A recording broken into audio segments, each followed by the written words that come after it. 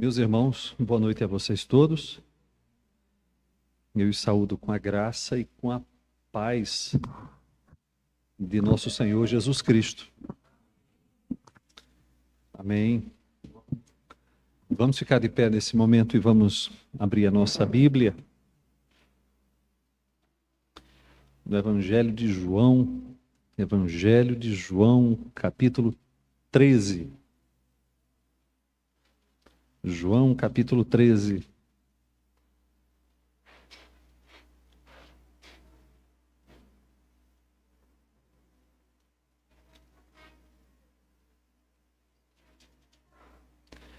Evangelho de João, capítulo 13. Os meus irmãos acompanham a leitura.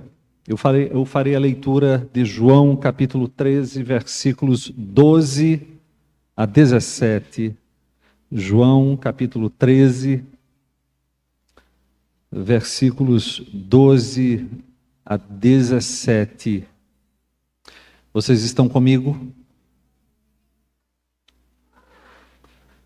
O texto sagrado diz assim: depois de lhes ter lavado os pés, tomou as vestes e, voltando à mesa, perguntou-lhes: compreendeis o que vos fiz?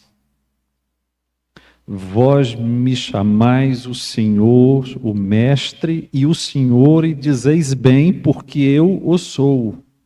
Ora, se eu, sendo o Senhor e o Mestre, vos lavei os pés, também vós deveis lavar os pés uns dos outros.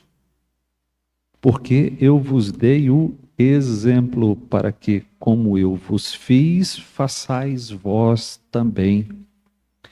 Em verdade, vos digo que o servo não é maior do que seu senhor, nem o enviado maior do que aquele que o envia.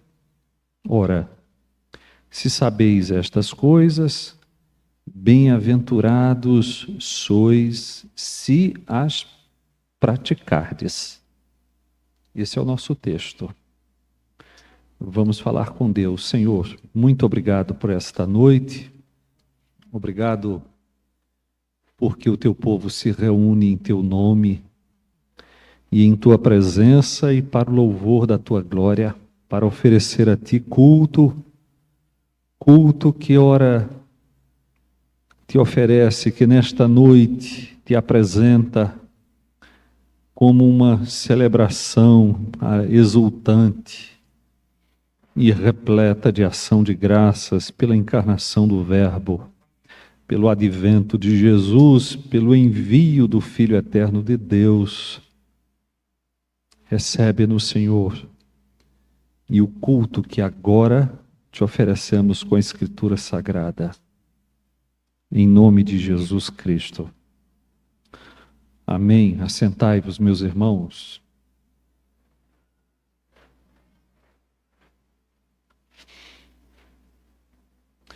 Meus irmãos, nós estamos aqui nesta noite para, dessa maneira e nesta forma costumeira de nossa igreja,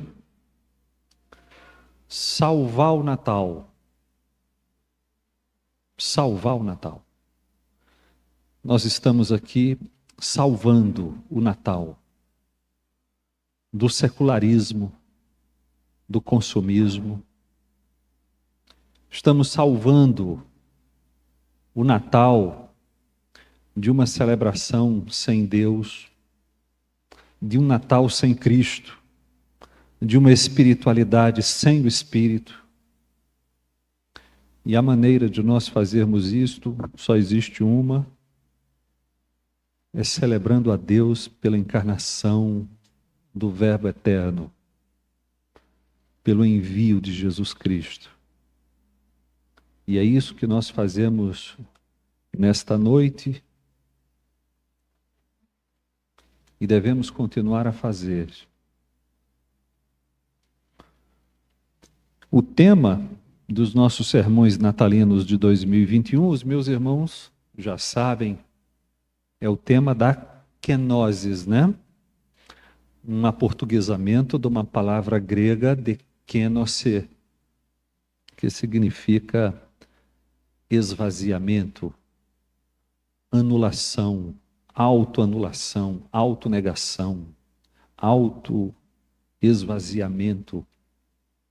E kenosis significa, meus irmãos, não que Jesus deixou de ser Deus, ou que renunciou às suas prerrogativas ou atributos divinos. Kenosis significa que Jesus, em que pese seja verdadeiro Deus, assumiu verdadeira humanidade, viveu entre os homens como verdadeiro homem e não revelou a glória da sua divindade em sua fase de humilhação, senão pontual e discretamente para o propósito de dar a conhecer sua natureza aos seus discípulos.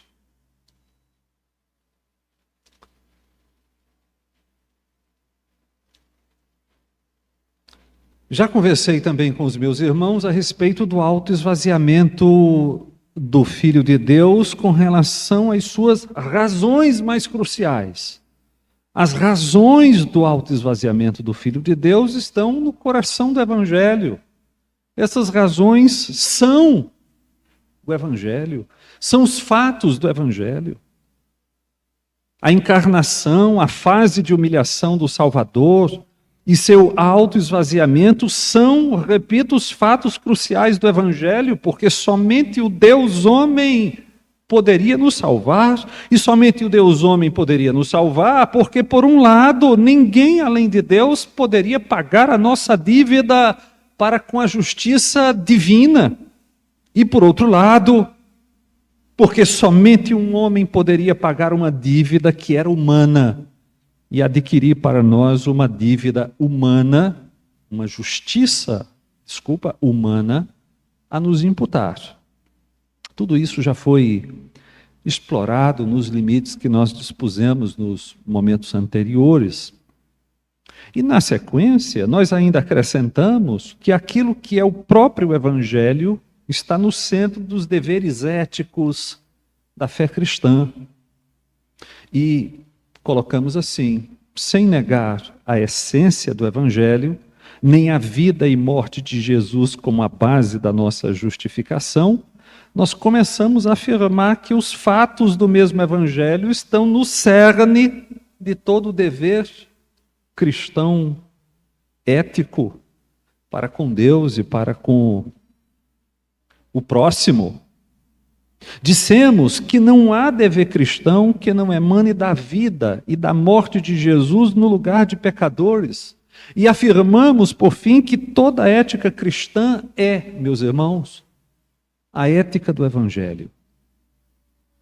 Nesse sentido, nós iniciamos uma exposição sobre as implicações práticas do autoesvaziamento do Filho de Deus, o que fizemos com base em 1 de Pedro. Eu não sei se vocês se recordam, mas foi sobre isso que nós tratamos no domingo passado. Com base em 1 de Pedro, nós chegamos às conclusões que o autoesvaziamento do Filho de Deus exige santidade na vida. Afirmamos isso com base em 1 de Pedro, capítulo 1, versículos 13 a 21. Em segundo lugar, dissemos que o autoesvaziamento do Filho de Deus exige resignação ante o exercício arbitrário até. O exercício arbitrário da autoridade por parte dos nossos superiores imediatos. Afirmamos isto com base em 1 de Pedro, capítulo 2, versículos 18 a 25. Por fim, dissemos que o autoesvaziamento do Filho de Deus exige longanimidade em meio a perseguições injustas por parte de autoridades públicas. Isso está em 1 de Pedro, capítulo 3, versículos 13 a 19. Foram textos abordados no domingo anterior, no momento em que nós começamos as nossas exposições sobre as implicações práticas da kenosis, do autoesvaziamento do Filho de Deus. Então, Vê se você me acompanha, por favor. Nós sabemos o que é kenosis, o que é autoesvaziamento, dissemos o que ela não é e dissemos o que ela é. Fizemos isto, inclusive, com base numa exposição mais detalhada de Filipenses, capítulo 2, versículos 6 a 8. Na sequência, nós, além de afirmarmos as razões e os propósitos do autoesvaziamento do Filho de Deus, começamos a tratar das implicações práticas, da teologia prática, da implicação prática do autoesvaziamento do Filho de Deus, dizendo que os fatos do Evangelho estão mesmo no cerne, no centro de toda a vida ética cristã. E foi a partir daí que começamos uma abordagem primeira de Pedro em 3 textos específicos. Vocês estão lembrados disso? Muito bem. Aqueles irmãos que querem rever aquilo que foi dito a esse título, deve entrar no canal da igreja e resgatar esta exposição a partir de 1 de Pedro, porque hoje eu quero demonstrar para os meus irmãos algumas implicações práticas do autoesvaziamento do Filho de Deus, segundo as palavras de Jesus mesmo. E quando nós nos voltamos para as palavras de Jesus nos evangelhos, existem 3 grupos de textos que nos são importantíssimos e de análise indispensável. São esses textos que eu quero mostrar para vocês a partir de agora. Em primeiro lugar, vamos comigo em Mateus capítulo 16.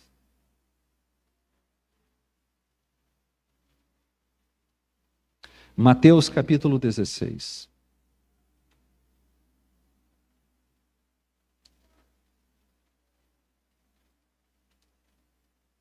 Você vai acompanhando comigo, eu vou pontuando, você vai conferindo com o texto sagrado.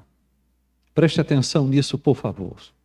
Em primeiro lugar, segundo as palavras de Jesus mesmo, o autoesvaziamento do Filho de Deus exige dos seus discípulos uma vida de autonegação. O autoesvaziamento do Filho de Deus exige de nós o nosso próprio autoesvaziamento.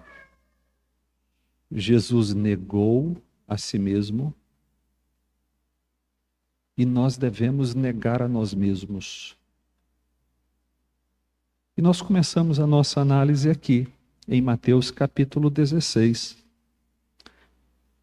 Os evangelistas, Mateus, Marcos e Lucas, relacionam a confissão de Pedro. Vocês se recordam qual foi a confissão de Pedro? Tu és o Cristo, o Filho do Deus vivo, em Mateus capítulo 16, versículo 16, não é? Então vejam, os evangelhos sinóticos, eu estou pensando em Mateus, Marcos e Lucas, relacionam à confissão de Pedro o início de uma série de predições mais claras e formais de Jesus quanto aos seus sofrimentos, morte e ressurreição em Jerusalém. Estas predições mais formais e mais claras, elas só começam a acontecer a partir da confissão de Pedro. Pedro disse em dado momento: Tu és o Cristo, o Filho do Deus vivo. Nesse ponto, Pedro e os demais discípulos já sabiam que Jesus era o Messias. Mas eles não sabiam que o Messias era o Messias sofredor. Pensem nisso. Talvez pensassem na obra do Messias em termos essencialmente políticos e terrenos, em cuja compreensão não se achava lugar para sofrimento e para morte, para humilhação. Pedro, como os demais, cogitava, segundo Mateus 16, versículo 23, somente das coisas dos homens. E é evidente que essa percepção deveria ser transformada, deveria ser mudada, porque a salvação e o reino possuem um custo para Jesus e um custo para o povo de Jesus, para os discípulos de Jesus. E foi nesse contexto que Jesus começou a ensinar que a nossa salvação seria conquistada com sofrimentos e com morte. Mateus 16, versículo 21, nós temos ali o seguinte: desde esse tempo, começou Jesus Cristo a mostrar a seus discípulos que lhe era necessário seguir para Jerusalém e sofrer muitas coisas dos anciãos, dos principais sacerdotes e dos escribas, ser morto e ressuscitar ao terceiro dia. Note que esse é o primeiro de 3 comunicados claros e formais sobre aquilo que Jesus experimentaria em Jerusalém. Começa-se a ser esclarecido, né? Que não há conquista alguma sem sofrimentos e morte por parte do Messias. Agora, por favor, prestem atenção nisso, porque o modus operandi do Redentor na conquista da redenção traz implicação prática para os redimidos. Olha o que está em Mateus capítulo 16, versículo 24. Então, disse Jesus a seus discípulos: se alguém quer vir após mim, a si mesmo se negue, tome a sua cruz e siga-me. Notemos, meus irmãos, que a imagem que Jesus coloca para os discípulos quanto ao verdadeiro discipulado era-lhes familiar. Eles, os discípulos, já tinham visto vezes inumeráveis pessoas carregando sobre os ombros o madeiro da sua própria cruz, no caminho para a execução, passando por entre multidões de escarnecedores, tal como Jesus faria em breve. A cena proposta por Jesus é de alguém que já não é mais controlado por sua própria vontade. Alguém que já não tem mais o comando do seu próprio destino. Já não decide sobre o seu próprio caminho. A cena é de alguém que negou a si mesmo no sentido de se recusar a obedecer à sua inclinação natural, à sua vontade carnal. Agora, parece, a olhos desavisados, que essa proposta de Jesus de tomar a nossa cruz, isto parece a alguns uma vida trágica, uma vida infeliz, uma vida triste. Mas, meus irmãos, prestem atenção nisso, porque, segundo Jesus, esse é o único caminho para a vida verdadeira, longe do qual nada há além de morte. É por isso que, segundo Jesus, em Mateus capítulo 16, versículo 25, ganhar a vida, preservá-la, no sentido de conceder-lhe a satisfação de todos os apetites naturais, é perdê-la. E perder a vida, se isso significa negar-lhe o exercício dos instintos naturais, é ganhá-la. Jesus está dizendo: ganhar é perder. Perder é ganhar. Olha o que está no versículo 25: quem quiser salvar a sua vida, perdê-la-á, e quem quiser perder a vida por minha causa, achá-la-á. Então pense comigo, por favor, porque em síntese, guardadas e resguardadas as devidas proporções e as razões da obra redentora de Jesus, Jesus se auto-esvaziou, auto-negou-se.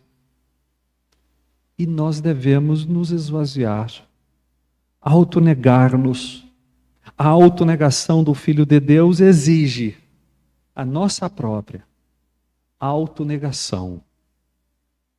Eu quero saber se vocês entenderam isto, sim ou não. Sim ou não? Muito bem.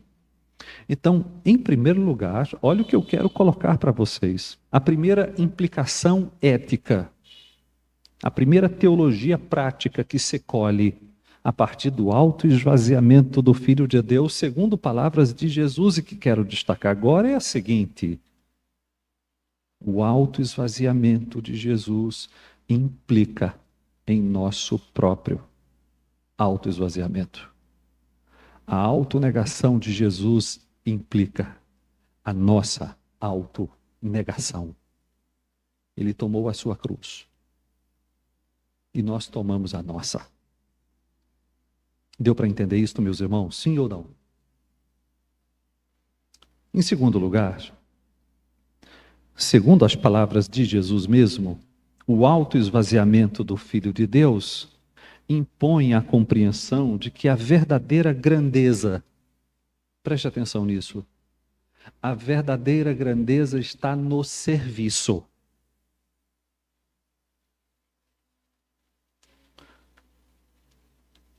Nós já comentamos sobre a primeira menção clara e formal de Jesus a respeito de seus sofrimentos, morte e ressurreição em Jerusalém, não é? Mas duas destas menções acontecem ao longo dos evangelhos sinóticos. A segunda vez que Jesus predisse clara e formalmente os seus sofrimentos e morte em Jerusalém, e isso está em Mateus capítulo 17, se você for me acompanhando, para facilitar, eu estou citando somente o evangelho de Mateus. Mateus capítulo 17, versículos 22 e 23, nós temos, portanto, a segunda predição clara e formal de Jesus quanto aos seus sofrimentos, morte e ressurreição, que em breve aconteceriam em Jerusalém. E eu quero que vocês até se admirem, porque, meus irmãos, logo após esta segunda predição, houve uma discussão entre os discípulos sobre quem seria o maior no reino de Deus. Em Mateus, essa discussão aparece de maneira discreta em Mateus capítulo 18. Mateus capítulo 18, versículos 1 a 5, nós temos a resposta de Jesus a esta discussão que houve entre os discípulos. Mas Lucas é quem expõe a discussão de forma mais clara. Preste atenção apenas. Lucas capítulo 9, versículo 46, está lá o seguinte: levantou-se entre eles uma discussão sobre qual deles seria o maior. Olha que coisa. Qual deles seria o maior? Foi a discussão, o debate entre os discípulos, um debate que aconteceu muito próximo, logo após a segunda predição clara de Jesus a respeito dos seus sofrimentos, morte e ressurreição. Jesus estava falando do seu sofrimento, do seu padecimento, da sua crucificação, e os discípulos, enquanto isso, estavam discutindo entre si sobre quem seria o maior entre eles. Nesse primeiro momento, Jesus apresentou uma criança como modelo de dependência humilde. Não é que crianças não têm pecado ou não pecam, né? É que crianças são um bom modelo daquele que se entende completamente dependente de outros. E é nesse sentido que uma criança é trazida para o meio da discussão, e em Mateus capítulo 18, versículo 4, nós temos o seguinte: portanto, aquele que se humilhar como esta criança, esse é o maior no reino dos céus. Então veja que a criança é trazida para o centro do debate, colocada por Jesus como modelo daquele que se sabe inteiramente dependente de outros. Veja como isso nada tem a ver com uma discussão a respeito de quem é o maior. Ocorre que os debates entre os discípulos sobre quem seria o maior no reino de Deus não cessaram. Esses debates voltaram a ocorrer após Jesus predizer pela terceira vez os seus sofrimentos em Jerusalém. Isso está em Mateus capítulo 20, você pode me acompanhando? Mateus capítulo 20, versículos 17 até 19, nós temos essa terceira predição clara e formal, e logo após esta predição, os evangelhos juntam a ela um pedido da mãe dos filhos de Zebedeu, que está em Mateus, capítulo 20, a partir do versículo 20. A mãe de Zebedeu pediu a Jesus que os maiores lugares, que os lugares mais privilegiados no reino de Deus fossem dos seus filhos, Tiago e João. Mateus capítulo 20, versículo 21, manda que no teu reino estes meus 2 filhos se assentem, um à tua direita e o outro à tua esquerda. Preste atenção nisso, por favor. A resposta de Jesus não foi essa. Salomé, eu já decidi quem é o maior dentre os discípulos. Eu já decidi que o maior dentre os discípulos é Pedro. Ora, gente, se esse tivesse sido o caso, se houvesse uma decisão de Jesus quanto a uma primazia de Pedro dentre os apóstolos, esse seria um bom momento para que essa decisão fosse exposta, porque ela simplesmente poria solução imediata ao conflito. Os discípulos estão brigando entre si para saber quem deles é o maior, e Jesus então poderia ter dito, se esse tivesse sido o caso, veja que momento adequado.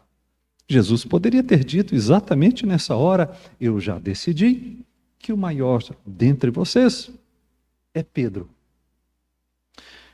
O erro de Roma é duplo.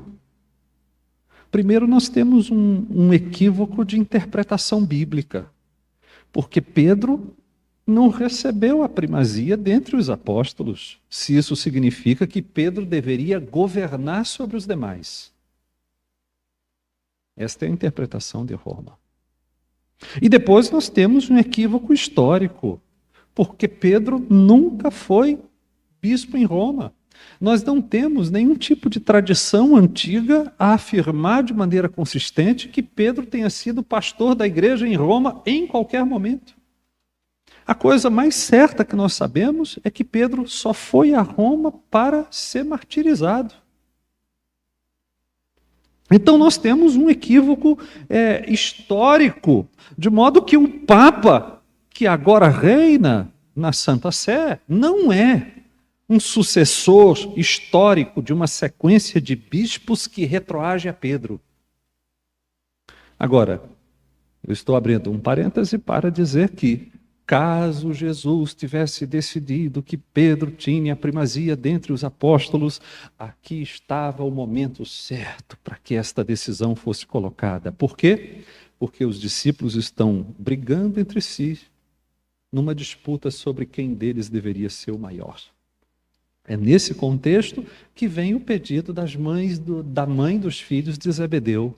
Não é? Manda que no teu reino estes meus 2 filhos se assentem, um à tua direita e o outro à tua esquerda. A resposta de Jesus foi basicamente a seguinte para a mãe dos filhos de Zebedeu: olha,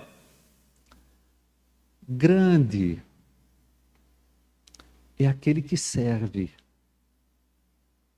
porque a grandeza está no serviço.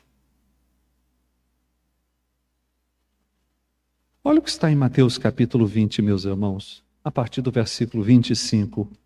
Sabeis que os governadores dos povos os dominam e que os maiorais exercem autoridade sobre eles. Não é assim entre vós. Pelo contrário, quem quiser tornar-se grande entre vós, será esse o que vos sirva. E quem quiser ser o primeiro entre vós, será vosso servo. Percebamos aqui que o padrão do reino de Deus é totalmente diferente do padrão dos reinos terrenos. No reino de Deus, a verdadeira grandeza reside no serviço humilde. Eu quero saber se vocês estão me entendendo, gente. Além disso, como se lê na sequência, qual é o supremo exemplo desse serviço humilde? Olha o que está em Mateus capítulo 20, versículo 28. Tal como o Filho do Homem, tal como. É como se Jesus estivesse dizendo: eu vou dar um modelo para vocês do que eu estou acabando de dizer. Tal como. Qual é o exemplo que é apresentado por Jesus? Tal como o Filho do Homem, que não veio para ser servido, mas para servir e dar a sua vida em resgate por muitos. Preste atenção nisso, por favor. O título Filho do Homem não implica a humanidade de Jesus. Você já deve ter ouvido isso em algum momento, que o título Filho de Deus implica a divindade de Jesus e o título Filho do Homem a humanidade. Uma análise um pouco mais profunda pode revelar exatamente o contrário. O título Filho do Homem foi o que Jesus mais aplicou a si. Era o título predileto de Jesus para falar sobre si mesmo. E o Filho do Homem é aquele que foi profetizado por Daniel. Apenas ouça. Em Daniel, capítulo 7, versículos 13 e 14, o Filho do Homem foi dito como sendo possuidor do domínio, da glória e do reino. Para que, disse o profeta, os povos, nações e homens de todas as línguas o servissem. Sabe quando Jesus falou, tal como o Filho do Homem? É claro que os discípulos se lembraram imediatamente da profecia de Daniel, capítulo 7, a partir do versículo 13. Uma figura divina, um ente divino, possuidor da glória, do domínio, do reino, que podia exigir de todos o serviço. E é claro que os discípulos se lembraram exatamente desta profecia de Daniel, mas atenção para isso, meus irmãos, de fato, como filho do homem que era, Jesus possuía todo o direito de exigir o serviço a ele. Mas Jesus disse, tal como o Filho do Homem, que não veio para ser servido. A razão da encarnação, a razão do autoesvaziamento do Filho de Deus, não foi reivindicar o serviço dos homens. Jesus disse, o Filho do Homem veio para servir. É bem verdade que nós estamos falando aqui de um serviço bastante específico, único, feito de uma vez por todas e que não se repete nunca mais. A maneira desse serviço é dar a sua vida em resgate por muitos. Uma expressão colhida do relato do servo sofredor, em Isaías capítulo 53, sobretudo nos versículos 10 a 12. Então eu quero que vocês percebam que, em síntese, o que nós temos aqui é o seguinte: o autoesvaziamento de Jesus, meus irmãos, deve pôr fim a toda e qualquer discussão sobre grandeza que possa existir entre nós. Porque o autoesvaziamento de Jesus estabelece a imperiosa, a rigorosa verdade de que no reino de Deus a grandeza está no serviço. Eu quero saber se vocês me entendem, sim ou não. Em terceiro lugar, eu quero ir com vocês agora para o Evangelho de João, um texto que eu deixei para ler com vocês por último. João capítulo 13. Nós vamos agora à cena do lava-pés. Porque, em terceiro lugar, as palavras de Jesus mesmo, segundo elas, o autoesvaziamento do Filho de Deus é o exemplo, é o modelo para o serviço que nós devemos uns aos outros. Vocês estão comigo ali? João capítulo 13, veja de plano, logo no versículo 1, a introdução da passagem, o evangelista já indica o propósito último do episódio, não é? E qual é a causa mais profunda do serviço de Jesus? João diz, sabendo Jesus que era chegada a sua hora. Era chegada a sua hora. Olha o que João continuou dizendo, tendo amado os seus que estavam no mundo, amou-os até o fim. O propósito mais profundo do lava-pés é apontar para a morte sacrificial de Jesus como remoção e como purificação de pecado. Jesus sabia que estava chegada a sua hora. E isso quer significar que a nossa redenção foi adquirida por meio de um serviço humilde, na verdade, por meio de um serviço humilhante, simbolizado na cena do lava-pés. Além disso, a causa desse serviço humilde, a causa desse serviço humilhante, simbolizado na cena do lava-pés, foi um inexplicável amor. A autonegação do Filho de Deus, meus irmãos, resta evidente na menção ao fato de que Jesus detém tudo em suas mãos. Olha o que está no versículo 3 da passagem. O Pai tudo lhe confiou. Ele veio do Pai. Veja que nós temos a figura do autoesvaziamento. Tudo lhe pertence.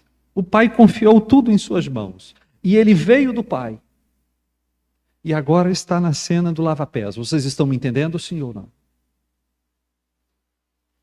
Veja que é esse ente poderoso que controla todas as coisas, a quem foi dada a autoridade nos céus e na terra, que veio ao mundo como servo para, por meio de serviço humilhante, conduzir-nos a Deus, purificar-nos dos nossos pecados. E aí nós temos, a partir do versículo 4, o retirar a veste de cima, o ato de Jesus de se cingir com uma toalha, e isto dar a Jesus uma vestimenta própria de um escravo.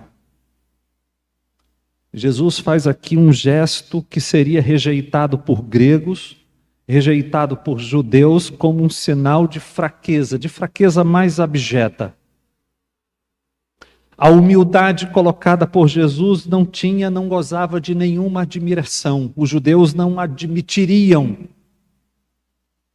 que o seu Messias fizesse esse tipo de coisa.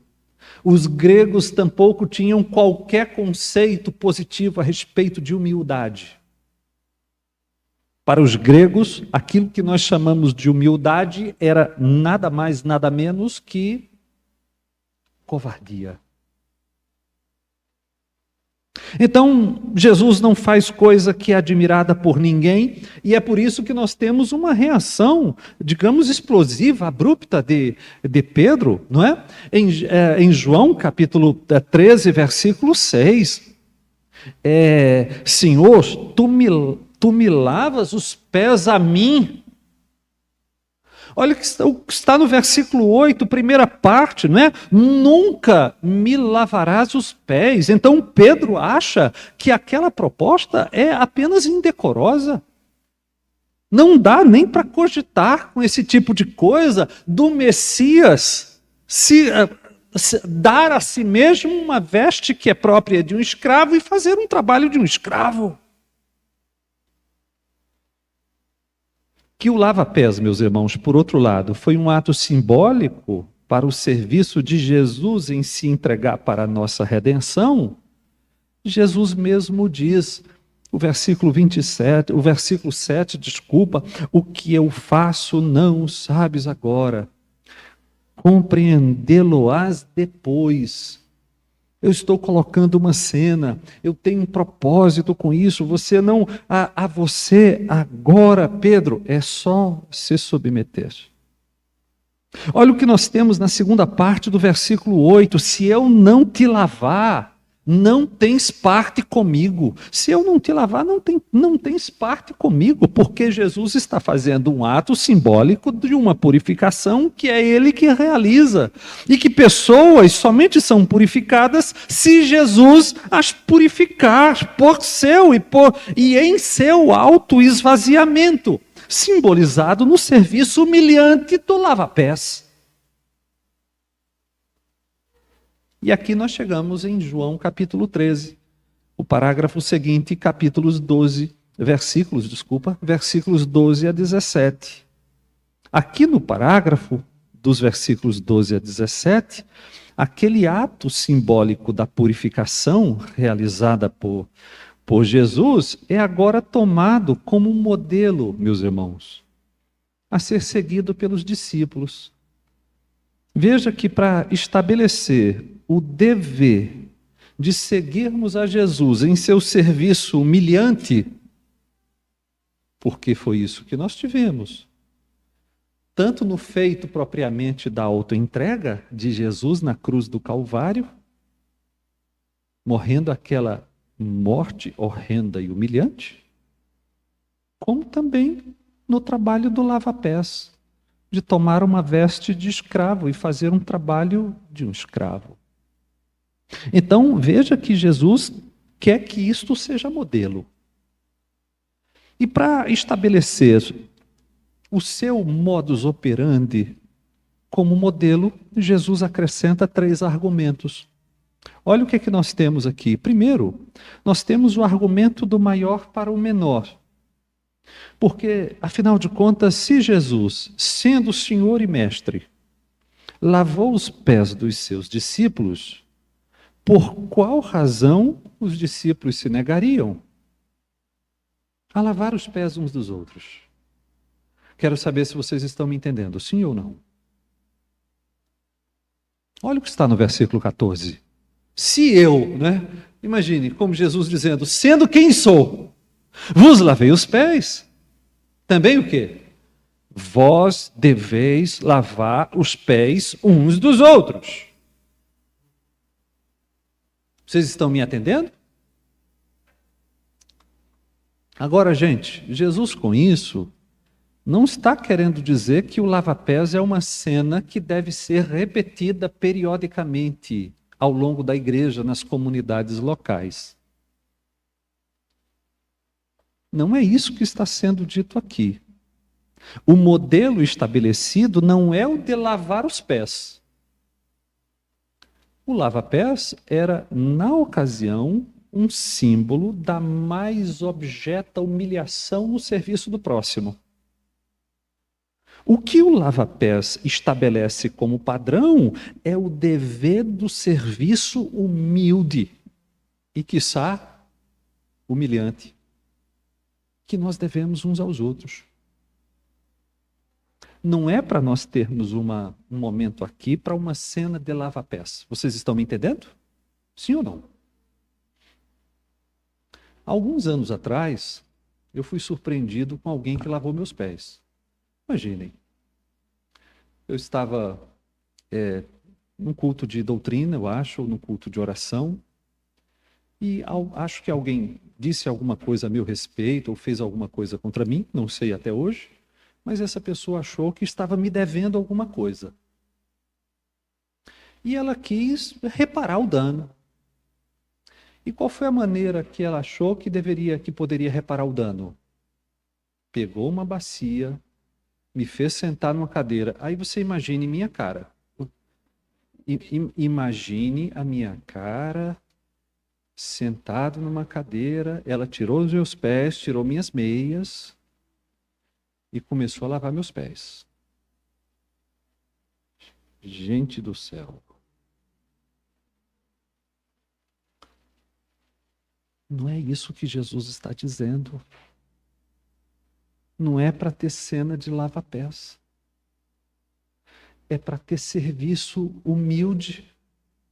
mútuo. Ainda que isso implique numa humildade tida como abjeta aos olhos de quem está em volta.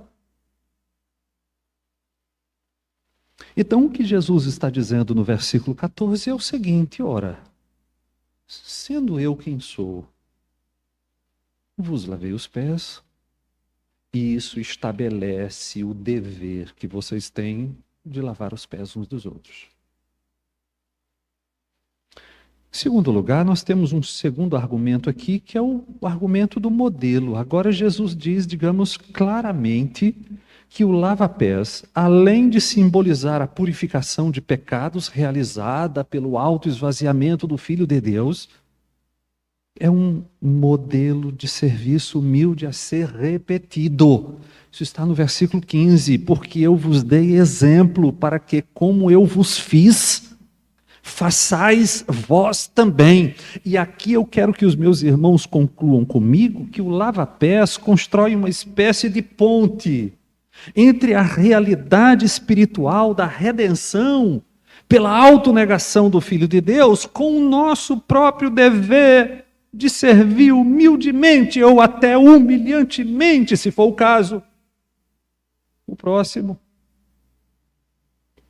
Como o servo não é maior que o seu senhor, versículo 16, e o enviado, palavra que significa apóstolo, né? É o termo grego para apóstolo. O enviado não é maior do que aquele que o envia. O serviço humilde do Senhor se impõe como um modelo a ser seguido, no sentido de que nós devemos serviço humilde, mútuo, uns aos outros.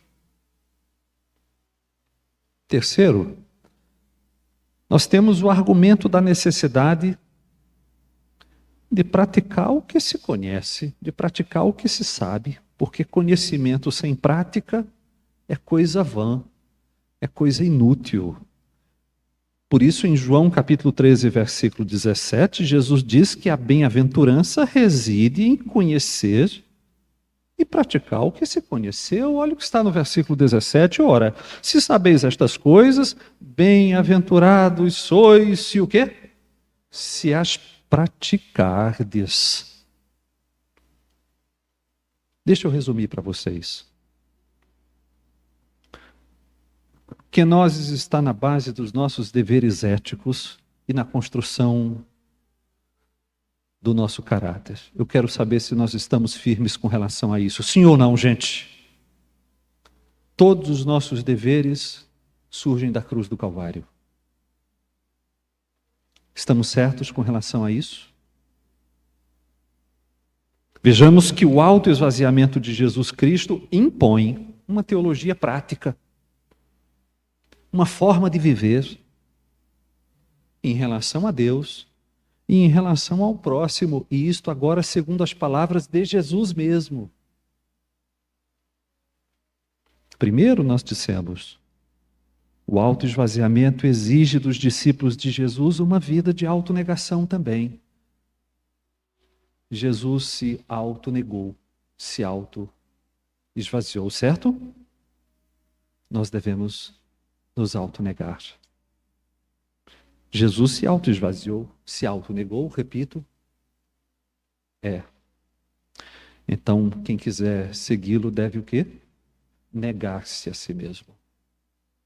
Ele tomou a sua cruz e nós a nossa. É verdade que a cruz de Jesus é salvadora. É a base da justificação. A nossa cruz é santificadora, é mortificadora.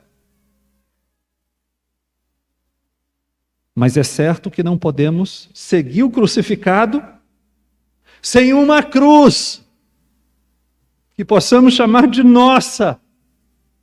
Uma cruz consistente em não considerar nossa vida preciosa demais, para não a renunciarmos em favor da vontade dele. Segundo falamos, o autoesvaziamento do Filho de Deus impõe a compreensão de que a verdadeira grandeza está onde, meus irmãos? No serviço. Grande é o que serve, porque a grandeza está no serviço. Não pode haver entre nós debates sobre grandeza e primazia, porque o autoesvaziamento de Jesus estabelece essa imperiosa verdade de que no reino de Deus, grande é quem serve. A grandeza está no serviço e, por isso, grande é aquele que serve. Por fim, dissemos, o autoesvaziamento do Filho de Deus é modelo, é o exemplo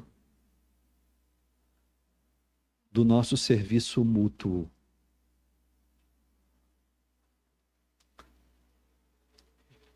Imagine que, a partir daquilo que Jesus fez, simbolizado na cena do lava-pés, ninguém aqui tem direito de considerar um serviço humilhante demais para não realizar para o próximo.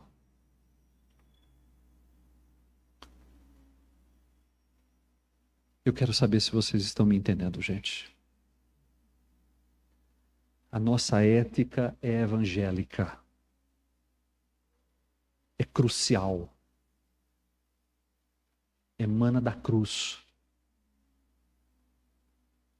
Nós já o dissemos a partir de 1 de Pedro, em momento anterior, no domingo anterior, não é?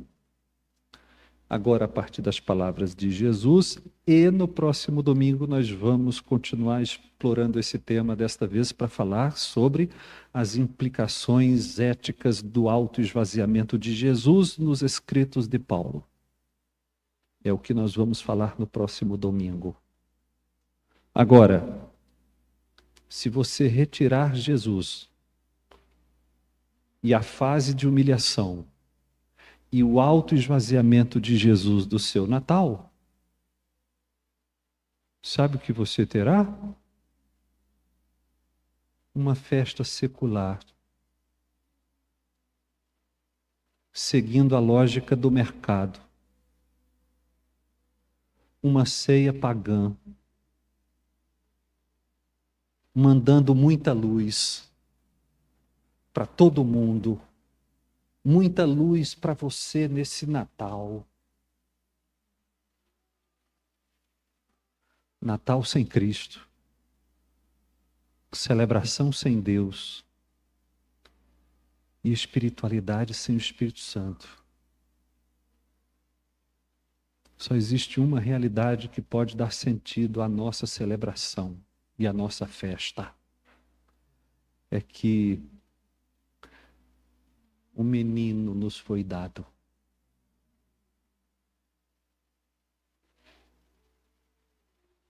E as nações estão sobre seus ombros. Ele as rege com um cetro real. E encarnou, esvaziou a si mesmo, conquistou a nossa salvação e nos tomou pelas mãos e nos levou à presença de Deus. É esse o nosso Natal. Fiquemos de pé nesse momento.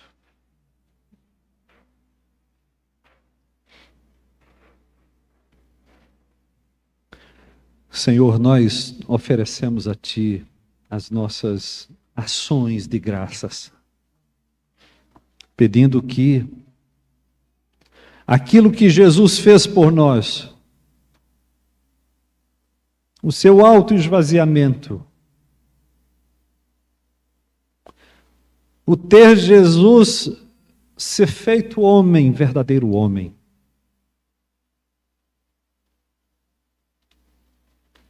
e se tornado conhecido e reconhecido em figura humana, e tendo sido tratado como verdadeiro homem, como foi,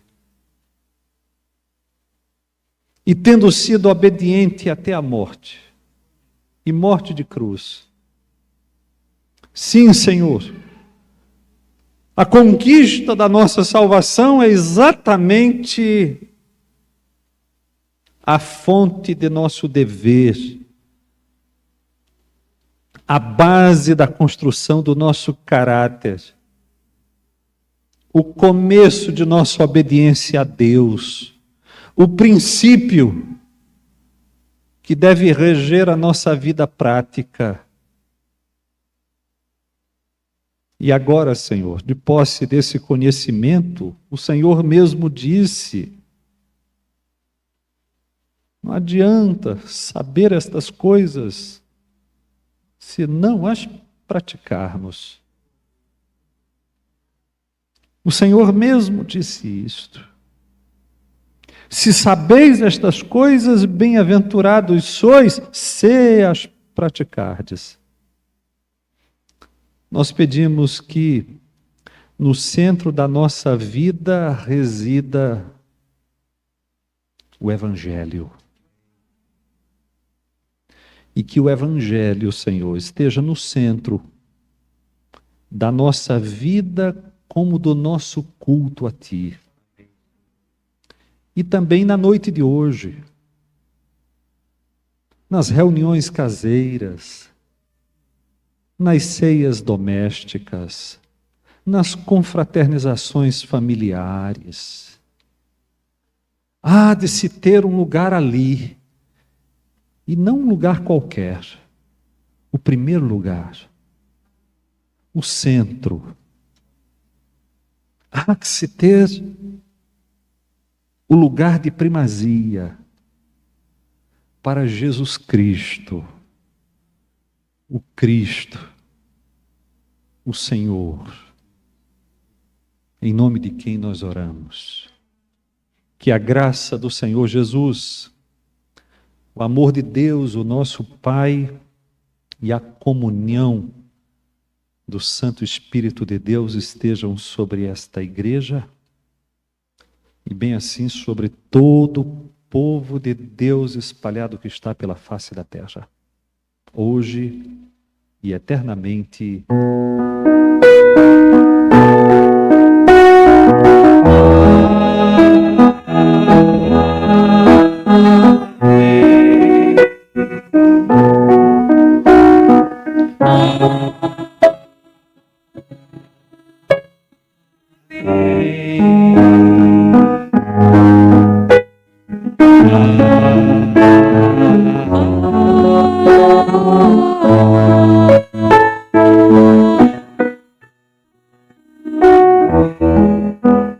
Irmãos, tenham vocês todos um Feliz Natal.